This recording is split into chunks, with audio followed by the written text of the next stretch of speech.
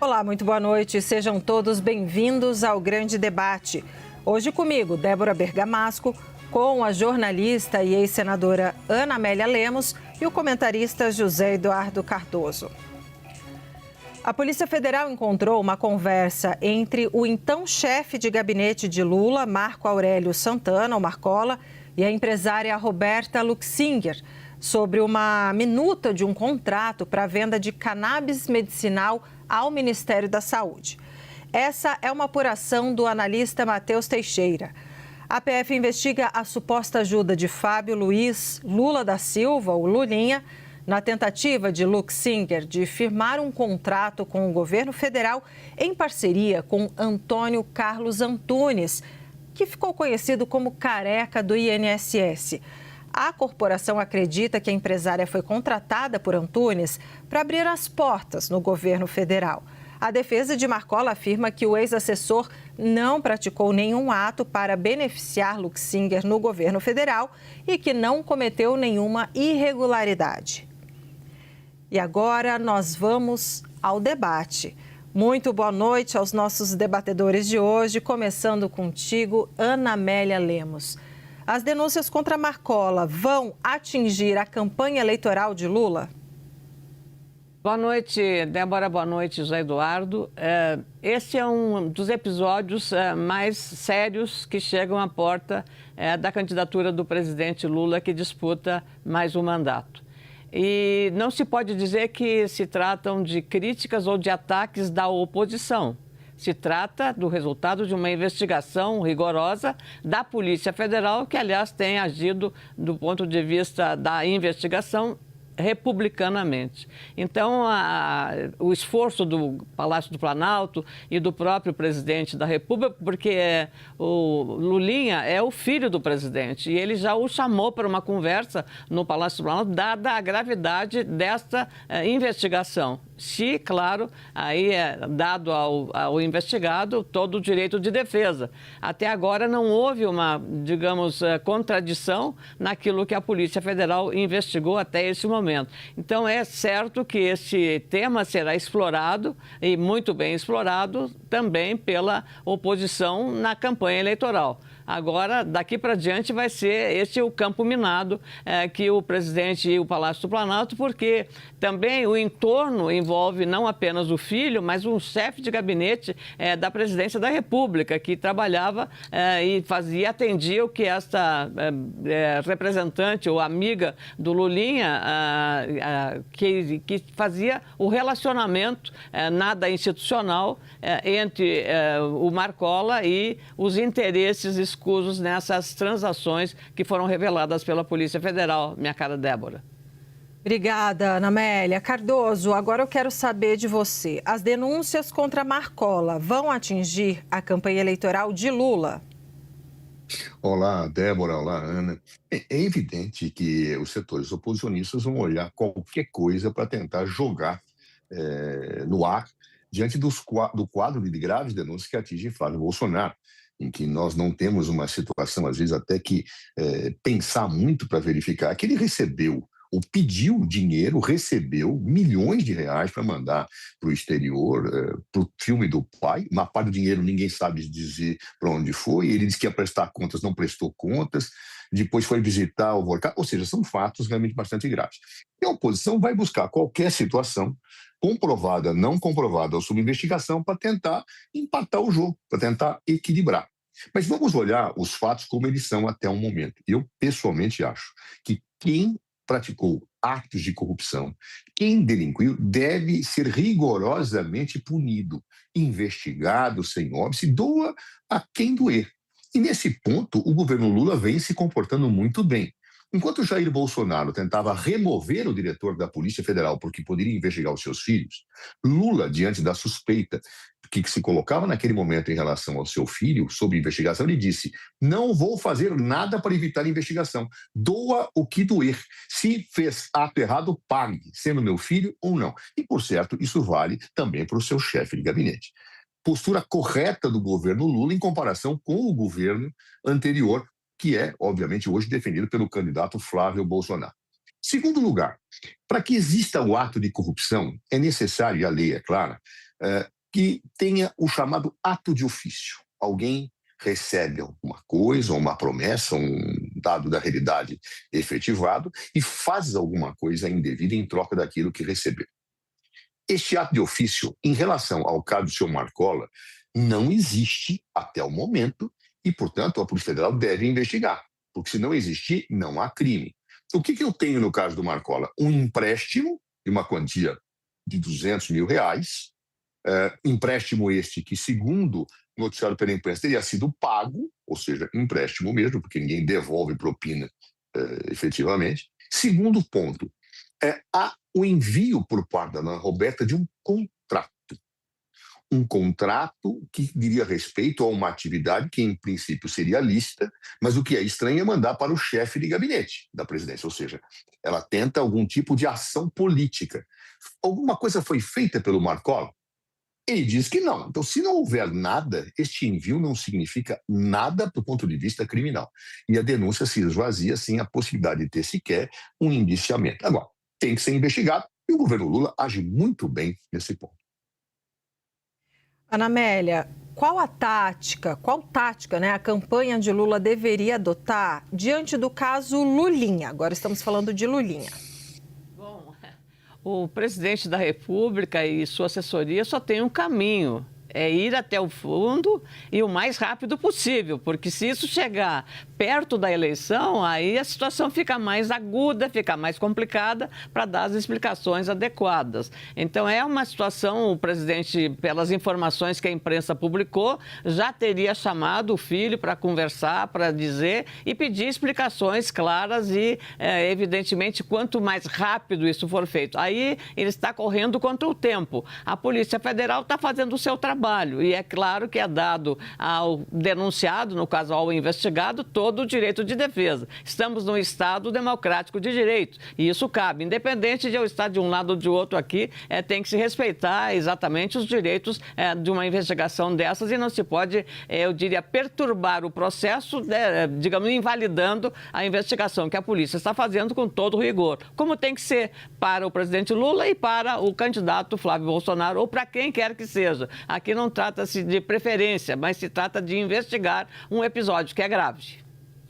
Cardoso, qual tática a campanha de Lula deveria adotar diante do caso Lulinha? Eu acredito que o presidente Lula está fazendo o certo e a campanha deve apenas espelhar isso. Vou, mais uma vez, citar. O ministro da Justiça de Bolsonaro pediu demissão, estamos falando do senador Sérgio Moro, que hoje apoia a Flávia, acusando publicamente de que havia uma tentativa de intervenção da Polícia Federal para que os filhos de Bolsonaro não fossem investigados. O Lula, em momento algum, segue esse caminho. Ele segue o caminho oposto, o caminho que se espera de um presidente, de um chefe de Estado, quer dizer, olha, investiguem.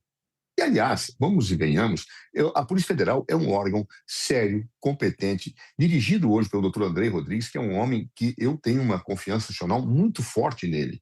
Então, diante disto, o governo age certo e eu tenho que colocar isso. Falar, olha, neste governo não vai se fazer como se fez no governo anterior.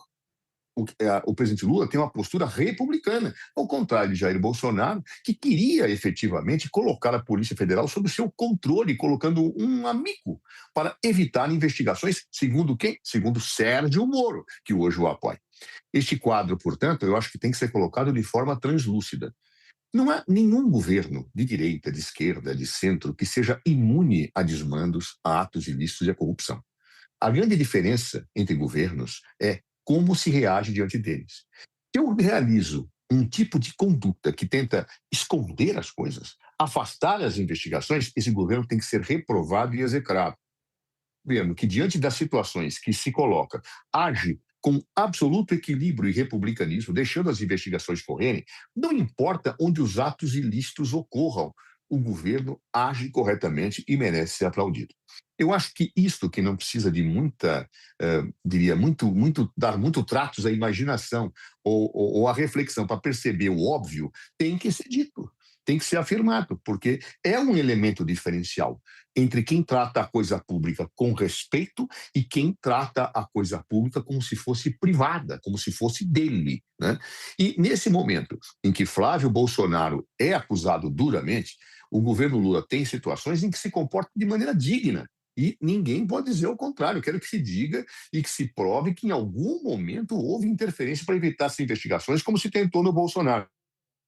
Uma característica dos governos do presidente Lula e também da presidenta Dilma Rousseff, que teve pessoas muito próximas e investigadas e nunca pediu à Polícia Federal ou ao seu ministro da Justiça que tomassem qualquer ato de interferência para que as investigações não seguissem o seu rumo. Claro, quando houve abusos, e abusos da Polícia Federal, cabia ao governo agir. Mas diante da situação de não abusos e de respeito à ordem judicial, o que se tem que fazer? Você simplesmente deixa as coisas seguirem, por mais sofridas que possam ser na perspectiva das relações pessoais.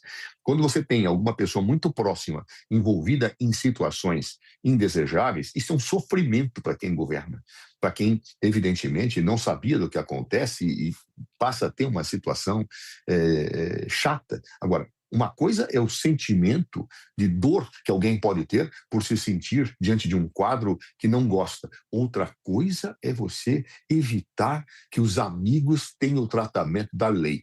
Esta regra, a lei vale para os inimigos e não para os amigos, é algo que um governo republicano jamais deve ter. E o governo Lula tem mostrado esta afeição por esse republicanismo sadio. A gente, só para pontuar, né, o advogado tanto de Lulinha quanto de Marcola costuma dizer que tem bolsonaristas infiltrados e critica parte do trabalho da Polícia Federal. Então também tem aqui alguma polêmica nisso. Ana Amélia, as duas campanhas, tanto a de Lula quanto a de Flávio, se acusam mutuamente de corrupção. Na sua avaliação, quem sai mais prejudicado nessa troca de acusação? Débora, eu ia até fazer uma provocação e dizer que o presidente Lula pode ter bons assessores, mas poderia chamar o Zé Eduardo para esse aconselhamento, essa assessoria na área jurídica, porque ele está com argumentação na ponta da língua, podia dar uma boa ajuda ao presidente Lula neste momento tão delicado. Não é uma brincadeira, realmente pela forma como ele aborda essa questão, poderia ser útil ao presidente da República. Agora, daqui até o dia da eleição vai ser este jogo. É o jogo de quem pode atirar mais no adversário. E é isso que está valendo agora. Lamentavelmente, o Brasil está vivendo, Débora, problemas gravíssimos. Hoje saí de um evento que foi 2 candidatos foram lá apresentar suas propostas e mostrado aí pelo IUB, o Instituto União Brasil, sobre a questão, Unidos Brasil, sobre a questão de quantas empresas por minuto fecham as portas no Brasil, especialmente pequenas e médias empresas. É uma situação insustentável. Recuperação judicial toda hora. Então, a situação que deveria ser ocupada neste momento pelos candidatos à presidência da República, e são muitos, deveria ser ocupada por resolver esses graves problemas e esses desafios do país. E nós não estamos vendo numa campanha eleitoral, a não ser os ataques de um e de outro lado. Então, lamentavelmente, acho que o eleitor está querendo dos candidatos, à esquerda e à direita, também um cuidado maior em apresentar soluções para os desafios enormes do Brasil, não só nessa questão econômica, mas na questão da segurança pública, do crime organizado, da insegurança jurídica, de tantas coisas e de tantas mazelas que estão perturbando o ambiente da vida aqui no nosso país. Cardoso, as duas campanhas se acusam mutuamente de corrupção. Qual delas sai mais prejudicada quando vem esse tipo de argumentação? Em primeiro lugar, Débora, acho muito importante entender as críticas que os advogados do Lulinha têm feito. O que eles criticam não é a postura de investigação da Polícia Federal. Eles criticam o vazamento seletivo que está acontecendo de algumas informações.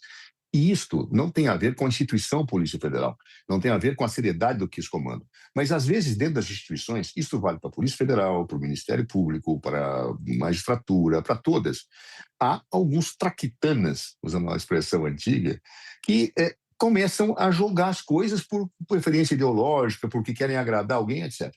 Isso é reprovável. Investigações têm que ser tratadas com sigilo. E eu não posso selecionar situações para criar fatos políticos. Isso aconteceu em todas as situações dos governos. Aconteceu no governo Dilma a profusão durante a Lava Jato.